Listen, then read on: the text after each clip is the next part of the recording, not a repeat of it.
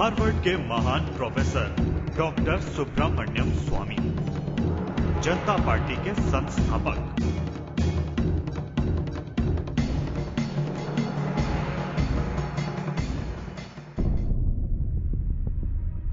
समाजवादी अपने संघर्ष का जब बयान करते हैं तो इमरजेंसी का जिक्र जरूर करते हैं। हमने जेल में इतनी यातनाएं सही, पुलिस के जुल्म के शिकार हुए, वगैरह वगैरह।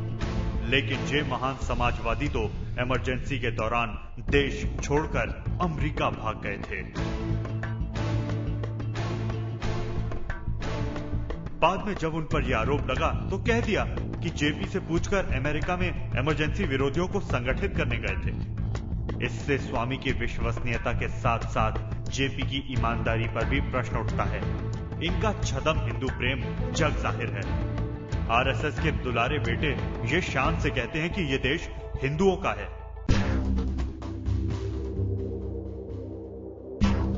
डीएनए अखबार में लेख के जरिए इस शख्स ने हमारे देश की गंगा जमुनी तहजीब पर ऐसा वार किया है जिसे आसानी से कोई भी हिंदुस्तानी माफ नहीं करेगा।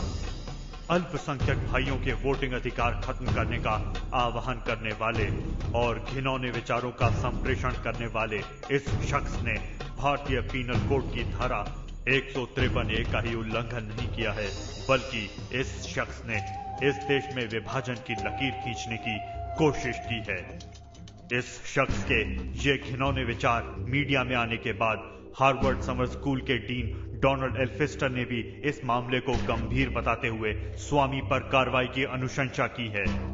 इतना पढ़ा लिखा, अपने आप को विद्वान कहने वाला यह शख्स किस तरीके से अपने गंदे विचारों को देश और समाज के साथ रख सकता है, इसकी कल्पना आप कर भी नहीं सकते। केंद्र और देश में कई अति महत्वपूर्ण पदों पर यह व्यक्ति कार्य कर चुका है। अगर कोई सिरफिरा इस तरह की बात बोलता तो समझ में भी आता।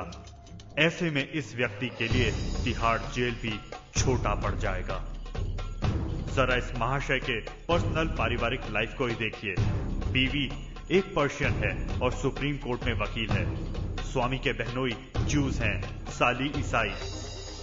2 बेटियां हैं, गीतांजलि स्वामी और सुहासिनी हैदर। दामाद मुसलमान। आप सोच सकते हैं कि इस शख्स ने अपनी पारिवारिक पृष्ठभूमि को भी छयान में नहीं रखा। इसके इस विवादास्पद लेख से बेटी, दामाद और परिवार के अन्य सदस्यों की मनस्थिति क्या होगी? करण थापर के साथ एक इंटरव्यू में स्वामी ने बड़ी बेहयाई से कहा कि इस बात का मेरी बीवी ने बुरा नहीं माना क्योंकि वो पारसी है। बेटी और दामाद के बारे में स्वामी ने कहा, आप जाकर उन्हीं से पूछ लो। You said that you had a Muslim son-in-law. Yeah. Your wife, in fact, is Parsi. Yeah. How do they respond to the conditions you attach for minorities? You say clearly that if minorities do not accept with pride their Hindu ancestors and their Hindu legacy, they should be disenfranchised. How does your Parsi wife and your Muslim son-in-law accept that? Well, first of all, Parsis have no difficulty. In fact, when they landed in India, they signed a contract. But they don't have a Hindu ancestry. They don't have Hindu legacies. How do you know? They don't. They came from Iran. They came from Persia. They came, 90 men and 6 women came. You don't know Parsi history. See, don't make wild guesses. So Parsis also have Hindu ancestors? Of course they do. They do. Is your wife prepared to accept that? Well, you ask her. No, but I'm asking you. I'm sorry, I'm not going to drag my wife into this. Is your son-in-law prepared to accept that? The conversation between husband and wife is privileged. Do you know that? Is your son-in-law prepared to accept that? Why should I tell you that? You ask him. Aren't you in danger of... Why don't you interview him and ask him? Aren't you in danger of dividing your family? Well, ask the family. I have not had this problem. This is not my new views. They may have been written in the first time in a newspaper in this form, but I've written books about it. I've been saying this from the day I joined Jansa. Are you proud of these views?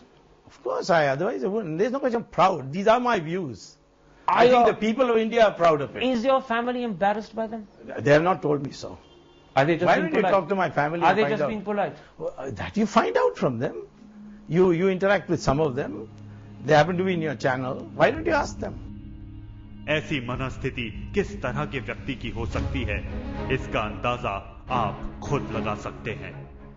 एक कहावत है, जो बाप का नहीं हो सकता वो किसी और का क्या होगा। उसी तरह स्वामी जब अपने बेटे और दामाद के नहीं हो सकते तो भला बताइए वो शख्स और किसका होगा। इस व्यक्ति के मानसिक संतुलन की जोड़ हमेशा टूटती जुड़ती रहती है। यही नहीं, एक इंटरव्यू में इसने 99% हिंदू भाइयों को ही सांप्रदायिक कह डाला। कभी ये कहता था कि सारे हिंदुस्तानियों का डीएनए एक है और जाति धर्म कुछ नहीं, सारा भारत एक है।